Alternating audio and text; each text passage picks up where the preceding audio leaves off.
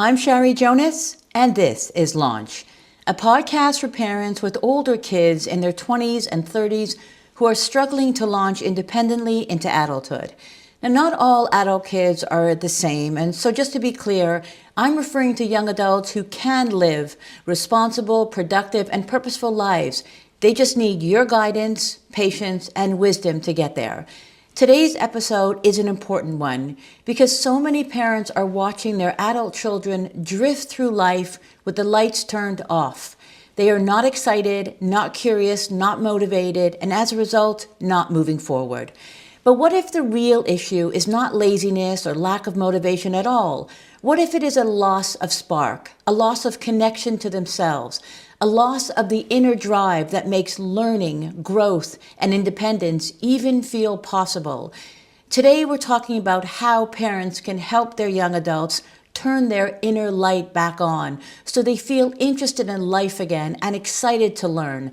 That's why my guest Julia Black is here today. She's the author of Lights On Learning, and her work helps us to understand what is really happening when our children are shut down and what we can do to help them switch back on again. I'm excited to share this episode with you because I know that many of you are searching for a way to help your adult child find what lights them up.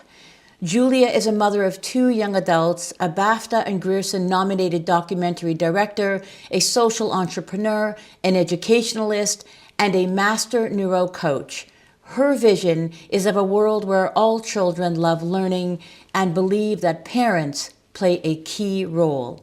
So let's get started. Hi, Julia. Hello, thanks for having me here. Oh, thank you for joining me today. You have no idea how I have been looking forward to this conversation. First of all, I started reading your book, Lights on Learning, and I love, love, love the work that you're doing. I just think that it is so important for us to focus on the joy of learning and how, especially because my market is parents of young adults, how they can help their young adults to discover what it is that switches on their lights. So this is such a perfect, perfect topic. Really, God bless you for doing this. Thank you. But before we get too far ahead, there's a story, and I want to share with the listener what happened with your daughter that made you realize something needed to change with how kids were learning. Yes, well, this takes me back to when she was 3 years old, really. So she's now 22. Mm. So it feels like a long time ago. But I went to pick her up from nursery one day, and the nursery manager, came up to me and said, "We need to talk." And so I was a bit like, "Okay." Oh, And God. she said, "Esme's been very defiant today, and what had happened is they were moving from the building to the playground or something, and there was a road." And Esme kind of broke free from the group and started running towards the road. And no matter how much they kind of called her back, she just kept looking, smiling at them, and kept running. And I kind of sort of thought like, oh no, okay, because my father was renowned for being the naughtiest boy of his at his school, and so I guess I kind of sort of thought, okay, here we go, she's Here we got the go. maverick gene. And it was amazing because the Claire turned to me and said, "She's bored. I think we need to start Mm. teaching her to read." And I already knew that she was, had her phonics, so she was an early starter at age 3. But that was amazing, and it totally resolved her disengagement. Mm. Then, when she started school at 4, which we do here in the UK, I started to see her mental well-being start plummeting and her really talking about how bored she was again. But now, in a bigger environment with more children, maybe not feeling as safe as she did in the nursery, she didn't play out. But the behavior and the anger came out to me at home. So that was really when I sort of thought, well, I know she's a sparky, curious kid. I know she likes to learn. I know there's no difficulty there. She didn't have the neurodiversity that my father had. So I started to want to get more involved and solve the problem. And I started working with her one day a week at home. So I made an arrangement, a flexible arrangement with the school. And that then really led for me to getting involved in the school, working with all the children in the school, and then opening my own creative learning centre, where I Mm. began to see thousands of children come through who were disengaged. And what I realized I was really good at, and my framework became really specialized at, was switching the children from disengaged to engaged so that they could really take ownership of their learning. And that was it, really. It started just as a parent with a problem to solve, and I became curious and I became hungry to learn, solved it for my two children, and then went on to solve it for other children. And then, really, where I've ended up is realizing it's the parent. The parent is the ideal solution Mhm. to get their children or their young adults, in the case of your audience, really switched back on to take full ownership of their life, their learning, and who they choose to be. So yes, from parent to accidental educationalist to author and to neurocoach has been my journey. Ah, everything you say just speaks to me, especially the part where um, parents, you have to, and I think the problem is that parents think it's something that happens when the kids are younger, but it actually happens throughout their life, especially if especially today with young adults sort of maturing a little bit later, staying home longer, feeling the overwhelm of social media. Parents have to, it's not about going to work. Yeah. It's about finding out what lights your kid up. And that's why this is such an important topic. Um, so how does your definition of learning differ from the traditional schooling? I think when I work with parents around this, they think that learning, or even with children, when I ask them about like what do they love about learning, what are they good at, they tend to talk about the subjects. Mm. Oh, I like English or I like maths.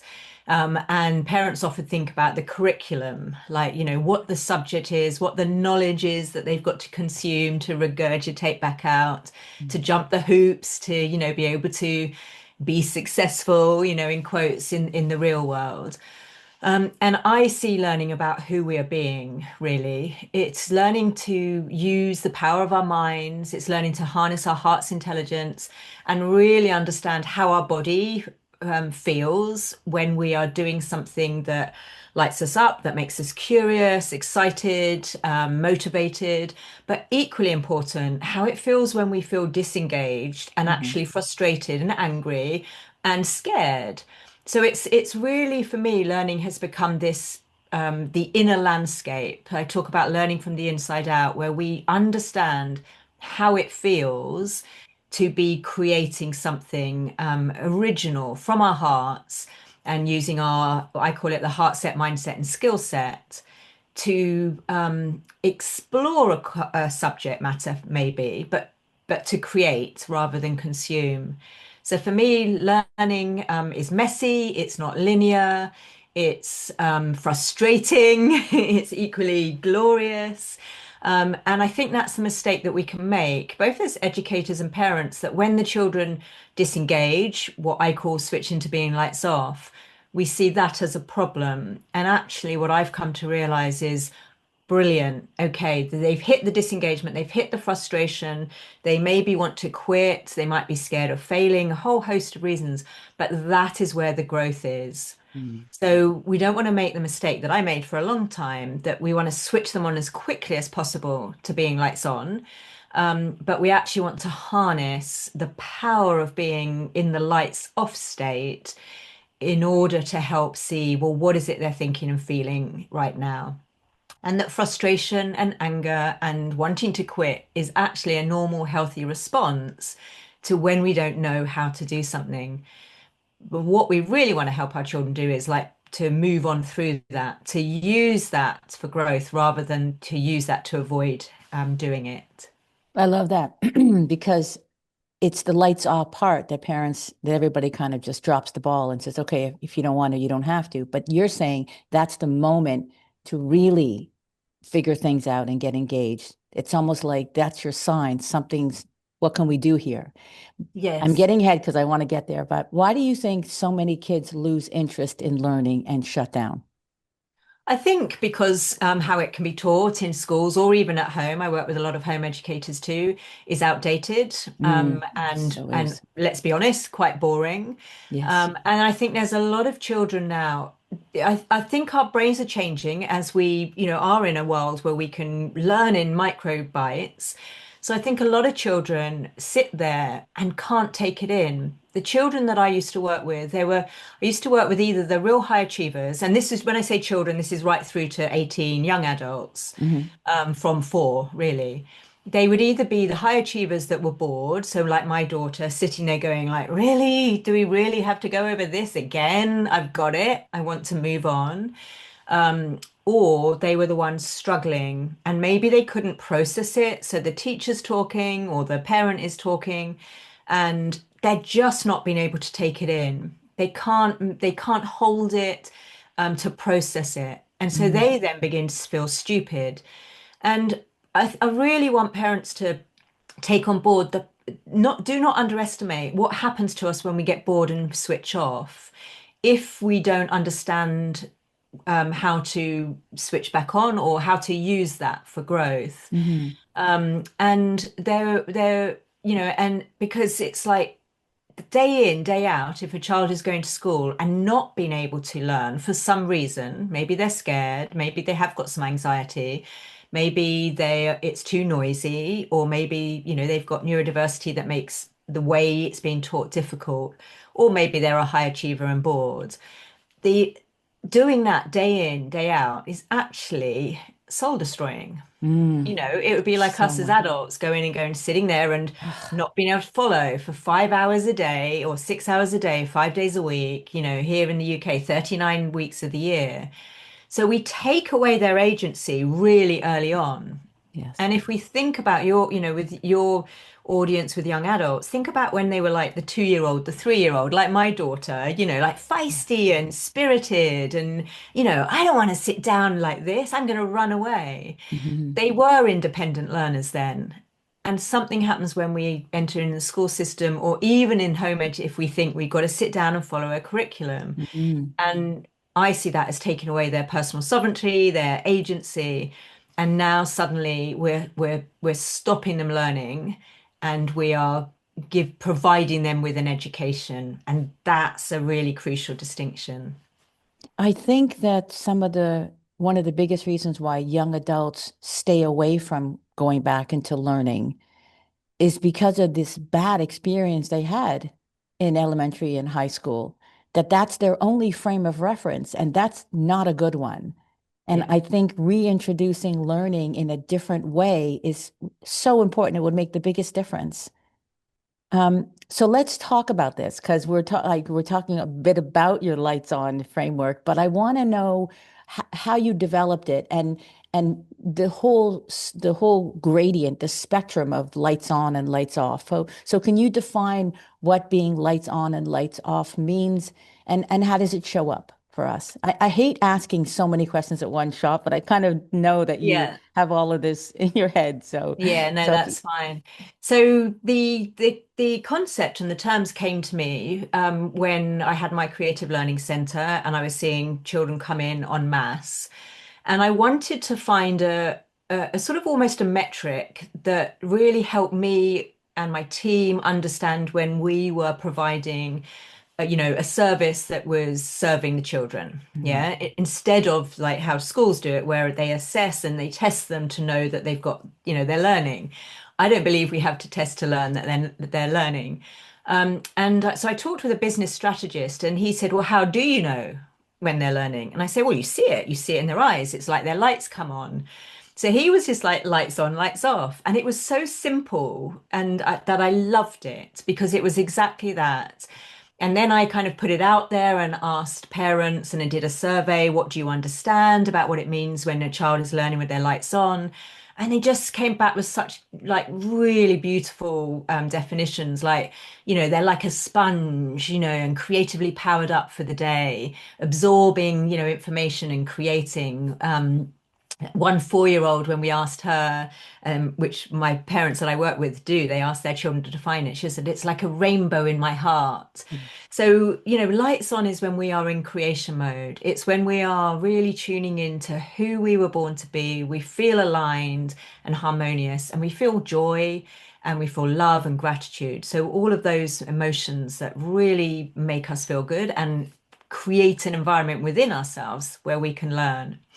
Lights off is parents describe it as walking through treacle. Children have described it and young adults have described it as feeling lost and sad and lonely and scared, frustrated. So when we begin to look at it like this, what has been really powerful is that it shifts us. Instead of seeing a child who's behaving badly, let's say, that's, what we see. They might be being disruptive in the classroom. They might not want to be coming out. Young adult might not want to be coming out of their bedroom. They might be gaming all the time. It's very easy to judge the behavior. And being on the end of someone else's judgment, whether that's a parent or an educator, doesn't feel good. Right. Okay. So the child or the young adult now feels judgment. The shift to thinking about them as being lights off, because let's face it, any young adult that is really not fulfilling on their own potential, not exploring their gifts, not using their talents, is stuck perhaps in a phase of life that they can't get out of, does feel lights off. But Mhm. when we think of it like that, sad, lonely, scared, despair, possibly, we can now sort of see them with compassion. So that's a big shift. We stop judging their behavior and we start to think about how they're feeling and the thoughts, I'm rubbish, I'm stupid, there's no hope for me, I've got nothing to offer. And so Mhm. we can step into compassion. So that's lights on and lights off, and why it's been so powerful to use for the shift it does for us as leaders of our families, as parents of our families. And then when I began working with parents, we began tracking to see like, well, how often were we lights on or lights off? And what we really realized is actually it's not binary at all. It's more like a dial. Mhm. Sometimes we aren't completely in darkness. We might be more in glimmer. Sometimes we are in glow, but we might not be in our radiance. Mhm. And that was when I developed the lights on spectrum to give us more nuance, to be able to understand sort of exactly how we feel and think and behave in sort of certain different emotional and energetic signatures. Mhm. So my lights on spectrum from lights off, darkness, dimness, and glimmer, there's three energetic signatures there. Mhm. And lights on from glow, brilliance to radiance. Mhm. And what is powerful about this now is it's, the science behind us being in our radiance really shows that when we calibrate to joy and love and gratitude, then others can entrain to us at that level too. Mhm. So this again is where it's really important, I believe, as I know you do, that we as parents Mhm. really take ownership for where our children, our teenagers, our young adults are, not with Mhm. blame or shame, but with the almost with the optimism of actually, if I'm the solution, Yeah. then maybe there's something I can do about it without having to worry or outsource it Yes. to anyone else. Because Yes. often when parents come to you, I imagine they've tried everything. They think they've tried everything because they think Yes. the problem is their child, Yes. right? And Yeah. it's almost empowering to say they're not broken. Yeah. They're stuck, they're frozen in time, Yeah. but you're the catalyst to their change. Not doing it for them, of course, Yes. but just kind of aligning yourself with them and modeling, which we're going to get into, which I'm a big proponent of. But yes, I feel like giving the parents back their power as leaders, as parents, as coaches, advisors.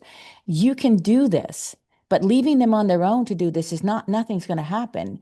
And it's so funny because you talk a lot about children, and some parents have said to me, well, I don't know, maybe my 30 something year old is too far gone. And I'm like, no, on the Wow. contrary, they're just really just quite biologically, they're that age, but emotionally, developmentally, they're quite young. they stayed there. So we're going back in time. We're dialing it back and we're going to where they, and we're, meeting them where they are. Yeah. And, but again, parents are like, okay, okay, great, I'll do that. But what do I do? So that's why I love this, because we're going to actually give them some of the tools on how to help them to get lit up, which is Yes. like your version, but the words I love to say. So you've talked about the heart set, mindset, and skill set. Can we elaborate a little bit more on that? Because I think that's really important. And also, I've done a lot of research on you and reading some of your articles or things that have been written about you, which I'm going to touch on. But I believe you mentioned something about the heart set has to come first. Yes. Okay, so let's get into that a little bit. Yes. So what I realized when by working with lots of children and families, and is that I believe we've all got something that we come here that we want to explore and express.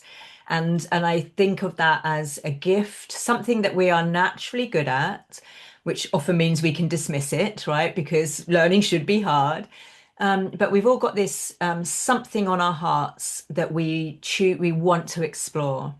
And I saw this time and time and time again that when I could find that natural creative expression for a child, which is very easy to do, um, then their learning took off. So I call this their heart set. What is on their heart, and what is the thing that they love to do? So that is where I suggest everyone starts, is just really, really start to look at what is it they love to do when they are creating. So often parents will say, well, they love to video game, right? And so it's like, well, are they making the video games or are they just consuming them? Because Right. video games are designed to keep you hooked on it. Mhm. But what I began to see, I called it the switches because I began to see that if we accessed learning through that switch, like maybe they're an engineer or a digital wizard or a wordsmith or a performer, then we basically had the door open for them to really grow as learners. Mhm. So that's why I always start with what are they passionate about? What are they curious to learn about? And what is their natural talent that we can help develop? So that's their heart set. Then the mindset is much easier to work on. And this is the mistake I think many people make. They start working on mindset. Oh, it's a mindset problem. Mhm. Yeah, but if you try and do that without the heart set locked in, then good luck because learning in this way takes courage. It feels uncomfortable at times. So I say, when your heart will always dream bigger than your head is ready for. And that to me is the learning. It's just Mhm. like the heart is saying, I want to do this. I've got this dream, this vision.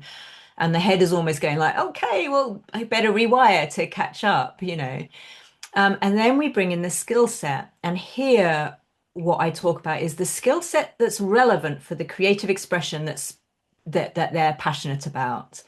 So rather than us thinking, okay, well, we got to do this curriculum or these are the skills they've got to learn.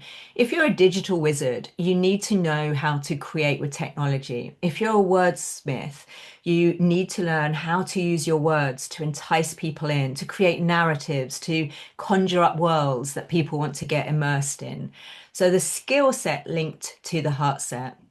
Um, and when you learn in this way, when you're learning through creating, the growth becomes really tangible. Mhm. So the learner themselves, the child, the young adult, or even the adult, because even at, I'm what, 56, I still use all my tools. So we are never too late to do this. Mhm. But you start seeing evidence of what you're good at. And once we can see evidence of what we're good at, then we can lock in to become great at it. Mhm. And that's the process. So that we fall in love with the process of learning rather than the end result. And that again is a paradigm shift from, okay, what grade did you get? Who cares? Like how did you really, grow and expand? What was your starting point and where have you ended up? And more importantly, do you, as the young adult, see evidence of your potential and of your greatness? Mhm. And the heart set, mindset, and skill set are really what I call your learning circuitry. If we don't use all three of those, we're always going to be feeling that sort of unfulfilled potential. Mhm. There's so much going on in my brain. It's crazy because I have an ADHD brain, but I'm trying to stay focused. So when you've seen in your practice and you've seen this switch, Yeah. so I'm just curious, what does that look like when you see a child go from lights off to lights on? Oh, it's beautiful. So let me talk about Ollie. I'll give you a story. So Ollie was 13 when he came to my center. So he was in year 9. He'd had about 7 years at school feeling a complete failure. So from year 2, it was like, oh, what's wrong with Ollie? He's not really catching up, you know. So he was investigated, he was diagnosed, but he had special educational needs. But he still ultimately was failing and Mm. feeling a failure. My brain doesn't work, I'm stupid, was his identity. So he came into my center and I laid out what I call a learning carousel, which is basically tinkering stations so that we can see where do the children naturally go to. Mm. And he went to the animation station. And actually, he went to several of the digital ones, you know, so filming against a green screen animation station. And so I was able to see from what he was creating, like, oh, he's a visual storyteller. Yeah, and his tool that he loves to use is digital, the camera. He likes looking through the lens and, you know, and seeing the world and communicating that. So very, very quickly, and that would have been like less than, I don't know, 5 or 10 minutes, I knew exactly what his switch was. And then, of course, you know, we talked to them and he said, yeah, I love photography.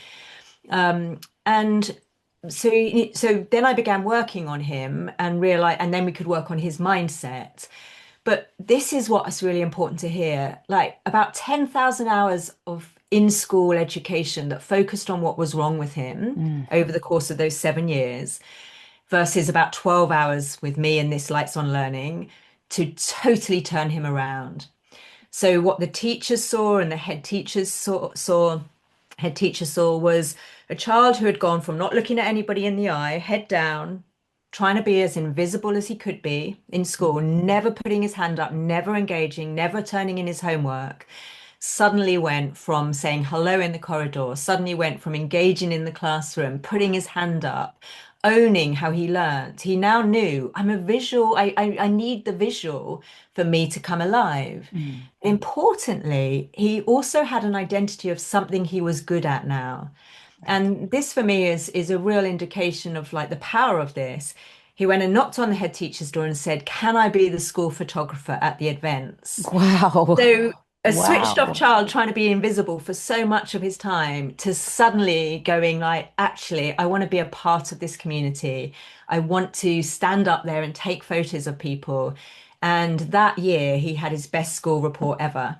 Oh, So the teachers, the head teacher and the parent and Ollie all attributed to this to him finding something, just one thing that he was naturally good at that boosted his self-esteem and mm. helped him see how he could learn back in the classroom.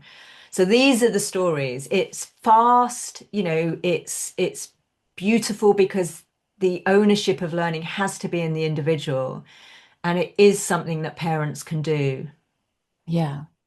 So for parents, especially with older kids, I mean, this would be great if we can do this for older kids. We just say, okay, Yes, we here's the definitely can. lab, right? And Yeah. is it though? Is it something that we Yeah. can, because I've interviewed a lovely career coaching counselor, Kristen Clark, and she'll take young adults and put them through this battery of tests, very like specific, but it's the same thing is because yours is like a physical environment.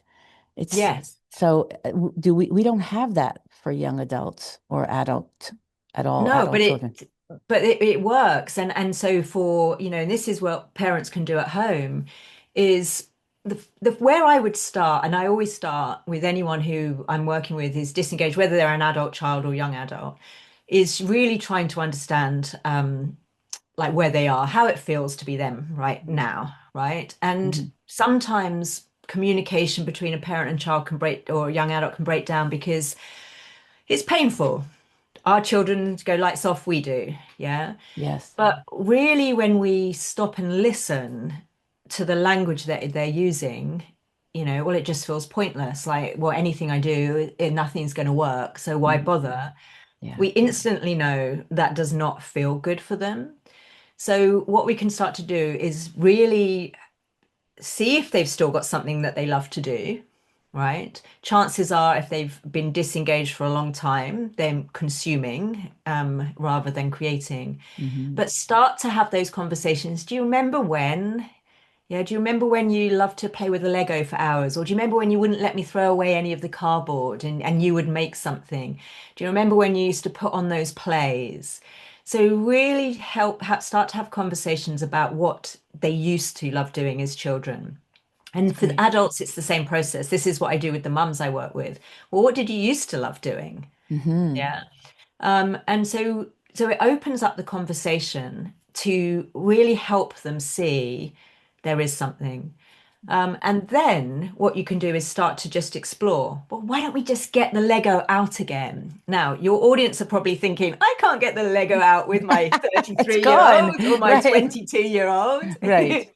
Right. And I worked with one family who had a 13-year-old, and she was exactly the same. She's just like, it's been in the attic for years. There's no way, you know. And I said, well, just get it down and you start playing with it. Mm. Yeah, because a child or a young adult or an adult who has that engineering switch, which Lego kind of suggests, if you know, passion for Lego suggests they might, they will come and join you. Hmm. Yeah, and it might be that you have to sit there playing with it for a day or 2 days. You know, the point is we don't give up. Right. But what we want to find out is like, what is it that would really light them up? What do Right. they love to do? And start there. Yeah, whatever our age, it's never too late. Hmm. And I don't, because I guess I come from, I imagine you do, there is nothing wrong with our children. We don't need to test them, right, to see what's wrong. Their brains are wired how they are wired. Their hearts have something on them that they want to express. And it's our role as educators and I believe as parents to help this next generation use their human technology Mm. as best that they can in a way that really does fill them, you know, with love for Hmm. themselves, and for the joy of learning. Hmm. So yeah, just simple practical things, Lego, writing, have fun, I guess, bring back that connection, which Right. again I know is difficult when we've Right. become disconnected. Especially because it's been years. Like I know Yes. a lot of young adults. It's been so many years since they've been in touch with that little inner child that used to play. Yeah. And that's why we're saying to the parent, help them to remember the things Yes. they used to love to do, because the playing back then what they're is where they're going to be. They should be in that living in that moment of almost work feels like play, Yes. right?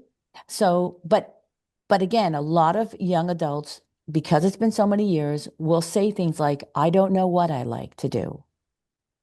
And Yeah. I know we just said we should have the parents help them, but there must be strategies for young adults or adults, whatever, at any age, let's talk from like 20 to 30 something, to help them remember the things that they love to do. Like Yes. what are the suggestions? Because I know that parents want to. They just don't know even what to say. Again, I don't want anybody listening to start laughing at the fact that we just mentioned Lego, but because I don't know. When I was a kid, I'm going to give an example for myself.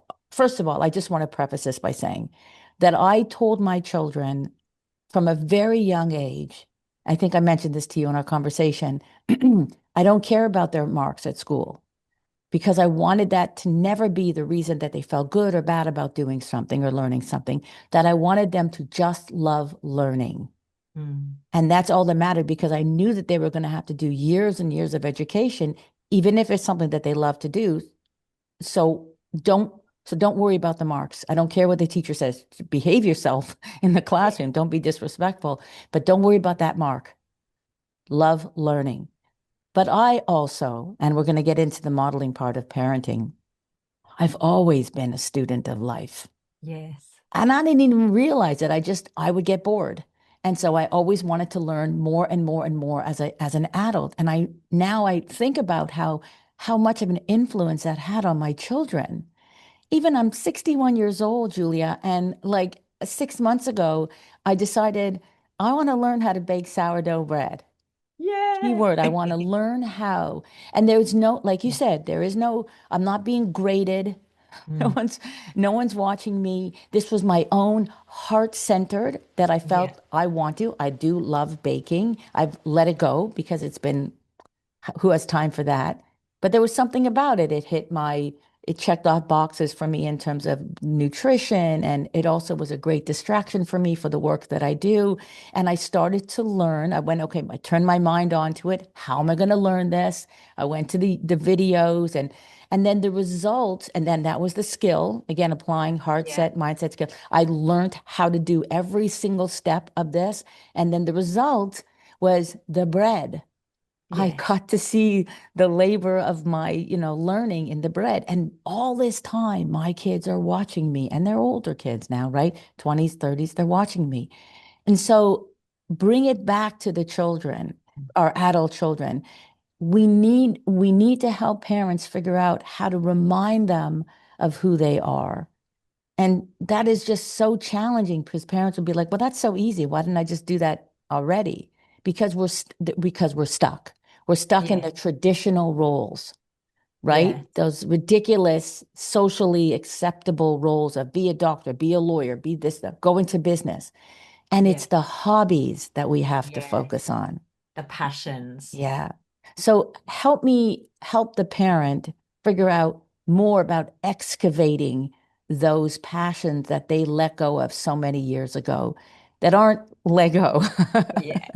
Yeah, well, exactly like you're saying, baking. I mean, what I would say is if the young adult or even the parent says, I don't know what I love to do, right? Because I was Right, there, right? So right. I was there. Okay.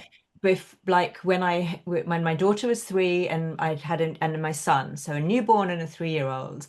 And I remember my partner saying, "Look, I'll take the kids," because he could see I was tired and all of this. And he said, "Just go and do something you love." And I would just remember sitting there and going, "I don't even know what I would do, Perfect. So like that's a if I good, this is a had perfect time." segue to talk about instead of like trying to get parents to figure out what their children love to do, let's talk about the importance of parents because that Exactly. maybe make it more about them right now because Yeah. I know you talk about how important it is for the parents to go back to themselves as loving to learn. So let's Yes. carry. I'm sorry, I interrupted you, but I love that this is the way to go. Yeah, definitely. And that's what I would say. It's like if your child or young adult doesn't know, chances are you don't know, right? Because otherwise you'd be doing what you were doing, which is like, I'm going to learn how to bake bread, Right, right? And so your children see that, well, wow, mum's taking on something new. right. Okay. And so that's exactly it. It's about moving from that, I've got to sort out my child, my young adult, I've got to help them. No, actually, you're going to do this and co-create together. You're Mm, both going to come back to be learners because this is as much, if not more, actually, about the parent relearning and unlearning yes, what yes. learning is. And when you bring this passion-led learning forefront, lights on learning, really center stage, you you go on a different adventure together. And so that's what I would say is like, come down from shining the spotlight on your child and go, I don't know either. Are you up Mhm. for finding out with me? Because I also feel like this. I put my passions on hold a long time ago. I don't know anymore what I would love to do, but I want to find out and discover. And will you come along with me? Right? So that's the building Yeah. the connection. But what happens time and time and time again, and it's so beautiful to see, is that when the parent starts reconnecting with their heart set, Mhm. right? Then now they're doing what you were talking about earlier, modeling. They are Mm. now becoming lights on. They are now tuning into the thing that brings them joy and their love and, abundance and that feeling of like, yay, my sourdough has risen. It tastes Yes. beautiful. This one is so much better than Oh, from the it's so last true. one. So true. Yeah, or like sewing. There was one mother I worked with who, after 25 years of having put her cross stitch that she started up in the attic, she went and got it and started doing that again. So Fabulous. now her children were seeing, and they were young adults as well, they were now seeing her light up. her devoting some time to doing something that she loved. Mm, And so that is exactly it. It's like, right, let's shine the spotlight on ourselves. hmm. Do we know what lights us up? Yes. And if not, then that's where we start. That's Um, fantastic. and and role model, we become that inspiring leader of ourselves to tune into love, joy, and gratitude and abundance and adventure, the spirit of adventure, becoming curious again, and Hmm. actually rediscovering without the need for all the grades, the pure joy of being in the learning process. And then your children, your young adults, they see something's shifted in mum or dad or Yes. grandparent. Yes. Something's different about them. Actually, it's quite nice when I come out of my bedroom and go and sit down in the kitchen and have a conversation. They seem different. They seem more lit up. Yeah. And this is where we bring in that the effect, the brain to brain synchrony. You are doing something you love. It feels good for you. It Yes. feels good for your young adult. And Yes. then the connection can start up again. 100%. Um, The whole energy in the house changes, yes. right? Yeah. Because right now we've got parents that are just literally, as we say, walking on eggshells because the young adult is their energy is driving the energy of the house. And Yes. these parents are just coming home from work and they're just feeling so bad and so helpless and hopeless. But I love this idea that let's focus on the parent first. Yeah. You do something and that will shift that energy. You're no longer going to be in that worried, fearful state of focusing, hyper focusing on your kid. Yes. Focus on yourself and watch what happens to them. I remember years ago, I wanted to learn tennis. I'm telling you, I have a million stories of me wanting to learn. Baking, And tennis. yeah, but I couldn't learn I mean, I could learn by myself, but I needed to practice. And so I asked my son, will you come practice with me? Just throw balls at me or something, which of course, what would he want to do? And so my son became better at tennis than me. And I didn't even realize it. I didn't like, of course, I love my children are being active and everything, but I didn't realize that this kid was going to actually become better at tennis and it was going to become his thing. Mm. It's something that he loved to do. And so I love this idea. I think it's a much easier way for parents to stop focusing on their kid, focus on themselves, and start to figure it out. And that beautiful energy will spread. Um, Yeah, and also I think just quickly, one important thing there is also it role models that I matter. You as a parent matter, right? Because yes. that's when we become lights off, we begin to think that, well, we don't matter. And actually, even by role modeling the fact that it's self-love, isn't it? Actually, I'm going Mm, to devote some of my time to doing something I love. yes. And that is a cultural shift actually within a home. Yes. And also, what it enables the parent to do or to stop doing is to stop having the narrative that if only they could sort themselves out and get out of Yes. my house and have their independent life, I could get on with my life. No, Yeah. we're going to get on with our lives regardless of how old our children are. And Yes. that is then really taking ownership, loving ourselves, valuing ourselves. Yeah. And once again, it looks good, feels good for us, and Hmm. it looks really good to be around someone who is in that space of being lights on in their radiance, and creating. You mentioned something earlier, and I want to go back to that. How does your approach support neurodivergent learners, especially who didn't thrive in the traditional school settings? So I Because, have the same approach, whether they're neurotypical or neurodivergent. okay. And what I found was with neurodiverse children for whom the education system doesn't quite work, Hmm. they got this immediately. So they were just like, oh, goodness, you're saying that I can do something I love and that I'm Right. good at, bring it on. And they kind Right. of knew, right? They knew, and they were much faster to become lights on learners because they were already failing a lot in school. So they didn't have that fragility that the neurotypical children did that could jump the hurdles, and sometimes really high, but they were scared to step out of the box. Mm. So they were so contained within the parameters of getting it right that they struggled more, strangely enough. But the same approach, it's like, well, what do you love doing? Let's Mm. find that first. Let's switch on your lights. Let's activate your learning potential. Then let's look at where your mindset is. And this is what I call being wired for learning. And and often the neurodiverse learners are more courageous and bold, right? And Mhm. also because they think differently, they can think very conceptually, outside of the box, lateral thinking. Maybe it's Mhm. a visual sort of, 3D kind of thinking. But we can begin to see, well, where's their edge? Because for me, again, learning is what we can't yet do. It's not doing repeatedly what we can do. Right. So where's their edge of their mindset? How close is it to them? So we can start working on that. And then, of course, we see the tangible evidence of the growth of the skill set. So whether you've got dyslexia, ADHD, autism, or, a neurotypical brain, for lights on learning, we don't really make a distinction. Okay, good. Yeah. Good. And the reason also is because it can also become an off the hook excuse. And for me, we always want the learner to take full ownership. Okay, so you've got dyslexia, right? What's that enable you to do, first off, that Mhm. maybe other people won't think about? Where does it feel like a power and where does it feel like an obstacle? You understand your brain, how it works, because that's what you've got to work with. Mhm. So yes, it works phenomenally well across the board. The key is the child, young adult, or even the adult really has to be to acknowledge and be given the choice to say they are ready. And in my experience, very few people, whatever their age, want to hang out being lights off, especially if they're in darkness, Mhm. longer than they need to. It's just Mhm. sometimes no one ever asks.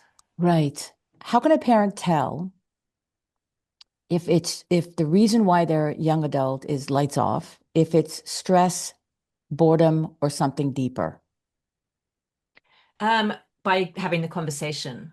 Okay. So lights off is all of those, Okay. right? Yes. What we want to look at is in a normal, healthy kind of learning dynamic and learning range, we fluctuate and we can fluctuate daily, right? Hmm. So we can be in radiance and then we might get a phone call or someone might say something and we become lights off. Our limiting beliefs, our lights off thinking has been triggered. We want to look at how do they have something where they light up, Hmm. right? Right. So, for example, when friends come round, do they get animated and do they have those moments where you do see, even if they're tiny micro moments, Hmm. are you seeing them lit up? Can you Hmm. see the shift in them? The light behind their eyes comes on, they feel different to be around. Do they have those moments? And then also look at how long it has been, Hmm. because, if they have been lights off for a long time, it will be affecting their mental well-being. Right. So if we just see this as learning and mental well-being, you can't separate the two. But what we can do when we start to bring this language in and really get ourselves to define it for ourselves, everyone to define it for themselves, we can now start seeing, are we talking despair and apathy, which would be darkness, and there's no point, and how dark does their thinking get? Hmm. Or are we talking about like sort of more frustration and, not really sure, what I guess what grade of lights off they are in. Right. Um, but are they open to those conversations? And do you see any moments when they spark up, when they Yeah. light up?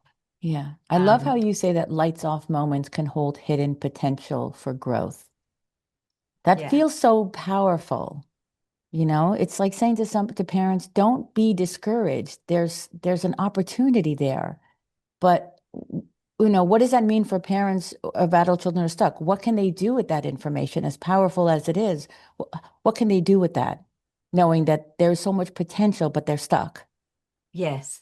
So lights off, this is where it's exciting. So I talk about lights off being really where the hidden potential is revealed Okay. because it's where our limiting thinking is holding us back. So for Ollie, who I talked about earlier, his lights off thinking was, I'm stupid, right? Mm-hmm. He didn't believe his brain worked. So he never handed in his homework because he didn't want to get the affirmation back that he was stupid, right? So Mm. that was keeping him stuck.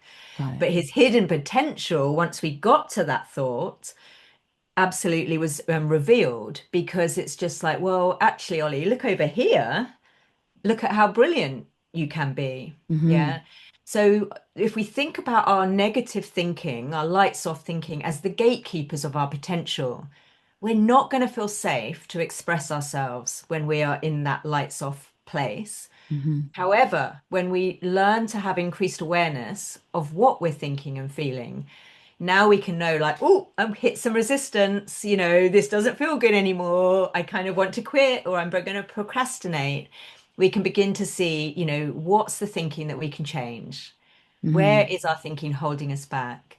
And then I talk about lights on potential being where exponential potential is unlocked. Mm-hmm. So this is where we sort of think like, we've got our potential, but when we go into radiance, into that pure, grounded, calm energy, we open up to seeing things in a whole new way.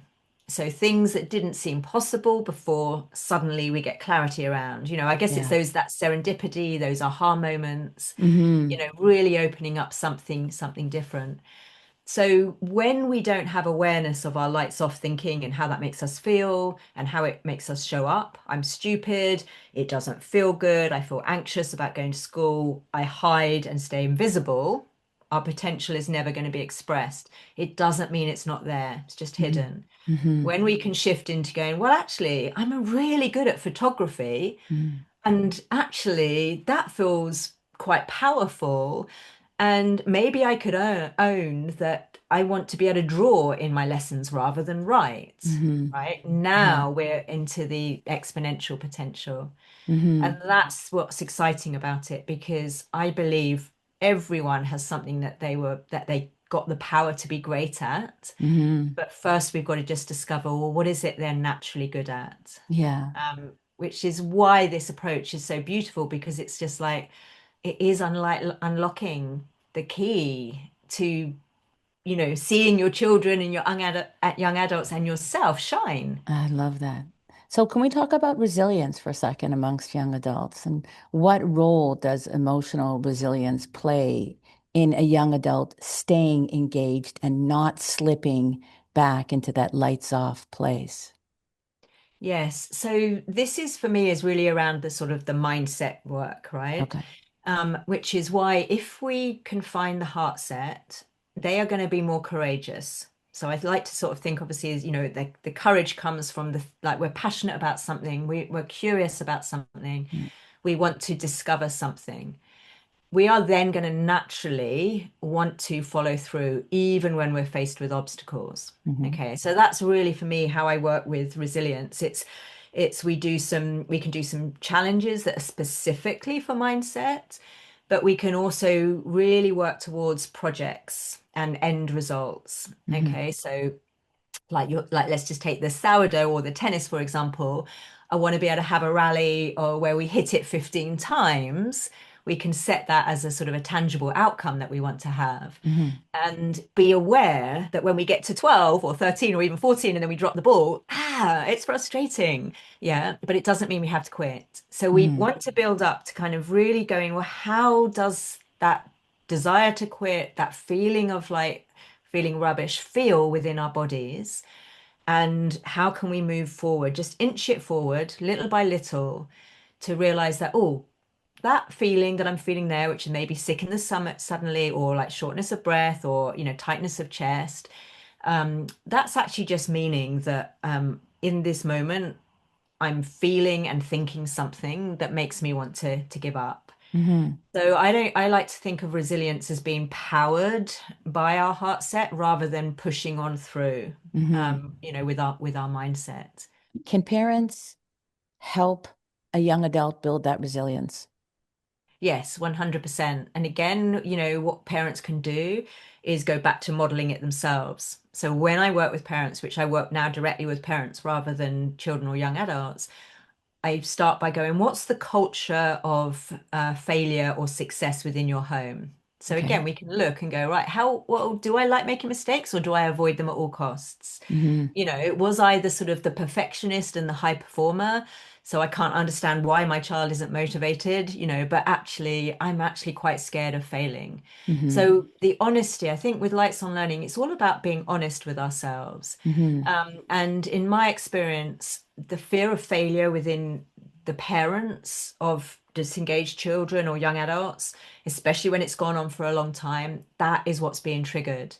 Got it. Even from the point of view, they don't even want to knock on the door and go in because they're going to face the rejection. Yeah. Yeah. Yeah. So it's about, again, coming as the parent, really role modeling and understanding this is what it feels like to fear failure. This is what it feels like to get things wrong. Mm-hmm. And this is what it feels like when I move on through that.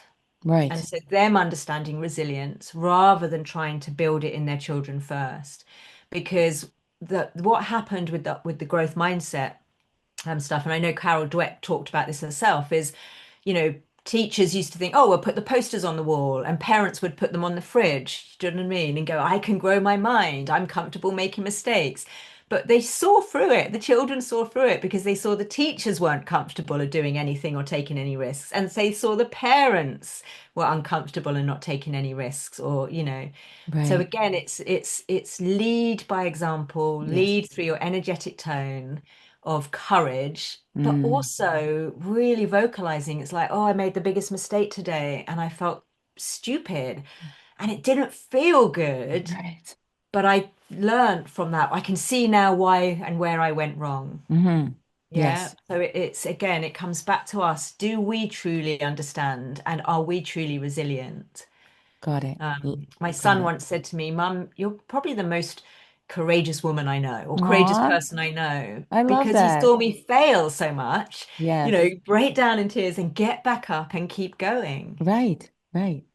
So I read this, I read an article written by Dr. Kate Lund, from an interview that she did with you, and I loved it so much that I want to share it with our listeners. So I put some of first of all, the article will be in the show notes because I'm going to bring up a couple of things, but I do want to quote some of these beautiful things that were written. You said Lights on Learning is designed around one equitable fact. We all have the inbuilt ability to shine. Once we learn to switch on our inner power, we can dial it up to whatever intensity we choose. And I love that. In fact, in the article, Dr. Lund writes about a few of your strategies, and we won't go into all of them, but there were a couple that really spoke to me. And so I'd like you to elaborate on them if that's okay. Sure. Yeah, Okay. yeah. Parents should view disengagement, which is a big one, as an opportunity rather than a problem. Yes. This is the big paradigm shift. This is the game changer for any parent with someone who is lights off and disengaged. Instead of going in there thinking, how am I going to solve this problem? There is a problem. We see it as the growth opportunity because it is this moment of disengagement, this moment when our lights switch off, where we have the ability to see which part of us hurts right now. Mm, What is the thinking? How does that make us feel? And when we see the thinking and the emotions that come with being disengaged or lights off, their behavior and their actions now make sense. mhm, A child who is switched off because they feel stupid, of course they're going to withdraw, right? mhm, So it makes sense. So we can, what disengagement gives us is that signal that upstream of the behavior of the withdrawal or the anxiety or the anger or however that behavior is presenting is some lights off thinking, which is mhm, making that child, that young adult, or even an adult fearful and scared. mhm, So that's why it's such an important reframe that, like, okay, brilliant. We've got some disengagement going on. We mhm. can use this to move forward. And another one is don't look for what is wrong because chances are there isn't any problem at all. Look for what your child is naturally good at, as we've been talking about, so that over time they can become great at it. And Yes. that's why I love this article so much because there's so many nuggets of beautiful, inspirational thoughts that I want parents to just kind of get excited again.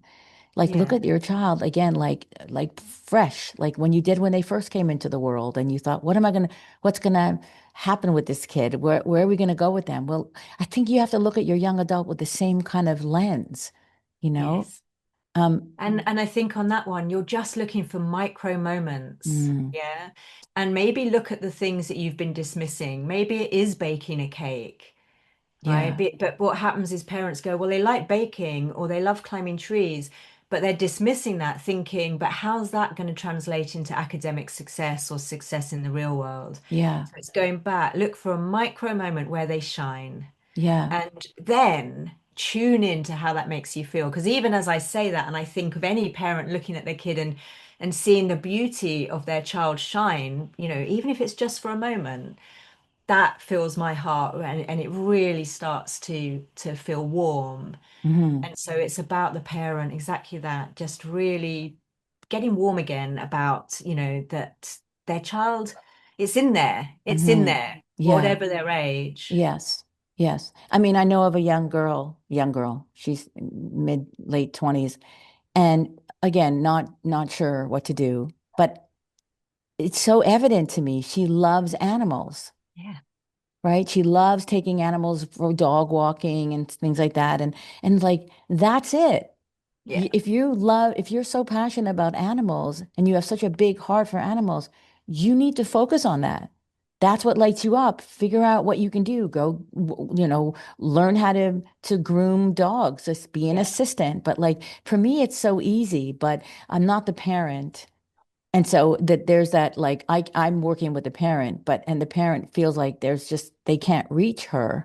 But it's so evident to me what she needs to do and where she should focus. But it's hard sometimes for parents to make they've lost their connection to their young adult. And so even having those conversations is a challenge.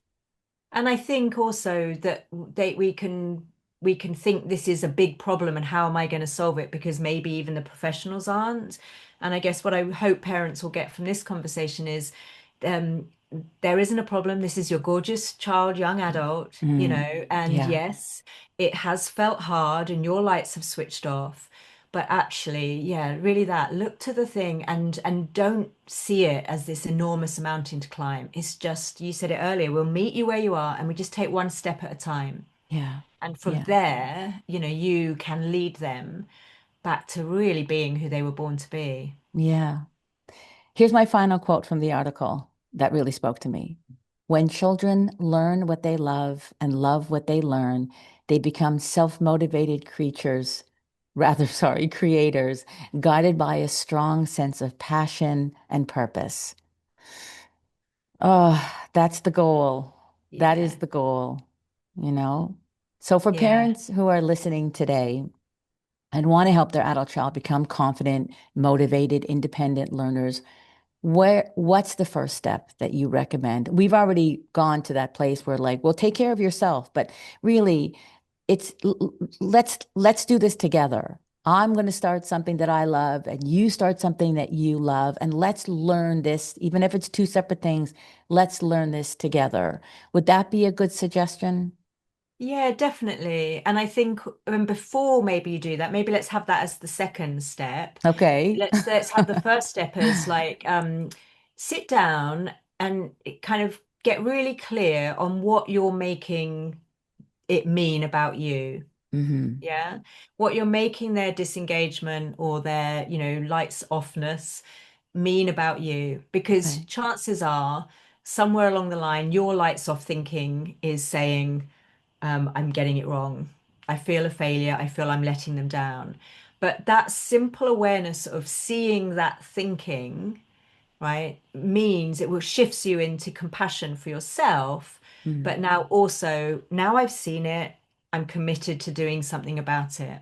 And then we can step into that, right? And I am going to learn to switch my lights on alongside you. I mm, see that this is no longer, and I'm really sometimes even just apologizing. I'm sorry if it has felt, that I've seen this as a problem. mm. Yeah. So Yeah. really taking ownership of are their lights on themselves, what they're making their child's disengagement mean or the young adult's disengagement mean. And then, like you say, absolutely getting alongside them to Right. become a learner again and reclaim their own radiance. and Right. brilliance. Right. It's so true that children are sensing the disappointment that parents, well, I'm saying children, young adults, they're sensing that disappointment, you know, that they're not living up to the standards or expectations of what they think their parent wants for them. And really, parents just want their children to be happy and thriving. And so there's And definitely that disconnect. Yeah. yeah, and that's what the children and young adults want. They just want their parents to be happy and thriving. So this is Mm, what's beautiful about it. It's like, right, as a whole family, we yeah. are going to go on a journey to flourish. And Mm, that then becomes an adventure that doesn't need to be daunting. It can be little invitations along the way to discover, shall we bake a cake together? Yeah, why not? yeah. Connection, Yeah. oh, that didn't work, it didn't rise, or it didn't, or that was amazing. Shall we go for a walk? You remember you used to love climbing trees. What about you climbing that tree? Yeah. So lightening up, softening, and yeah, and seeing that this is a whole family transformation, Right. that your young adult, is this incredible human being that's lost their way, that feels scared, lonely, and probably quite sad, Mm, and recognizing that you might also feel that too. And then the invitation is not to fix a problem. The invitation is, do we want to reconnect with things that really light us up? hmm. Yes. Okay, then let's do it. Yeah. Yeah. Julia, thank you so much for being here. Honestly, I looked forward to this conversation, and I really hope that parents walk away with a deeper understanding of how important it is to have their children feel that spark that you talked about that comes from learning something that lights them up. Really, it's just, I think it's the key. I really think it's the missing link that helps young adults become motivated again. Parents often ask, how can I get them to be motivated? This is how. This is the Yeah. trick. So I really do appreciate the work that you've done. I hope parents read your book, Lights on Learning. I'm going to leave the link in the show notes. But honestly, truly, thank you so much for everything you've done. It's so refreshing, but I loved it. I Thank love it. you. Okay. We'll be in touch, I hope. Yes, of course. Thank you for having me. Thank you. Thank you, Julia. I hope today's episode gave you valuable insights and actionable steps that will help you guide your young adult to launch successfully into adulthood. If you found this topic helpful, feel free to leave a comment and hit the subscribe button so you never miss an episode. Leaving a 5-star review helps us reach more parents who are dealing with the same issues. And if there's something you want to ask me, I invite you to join Launch Advice, my weekly publication where I answer one question from parents just like you. It's free advice that will appear in your inbox probably when you need it the most. Just click Launch Advice in the show notes and don't forget to email me your confidential question. And remember, no one ever said parenting is easy, especially when you're raising an adult. Talk to you soon.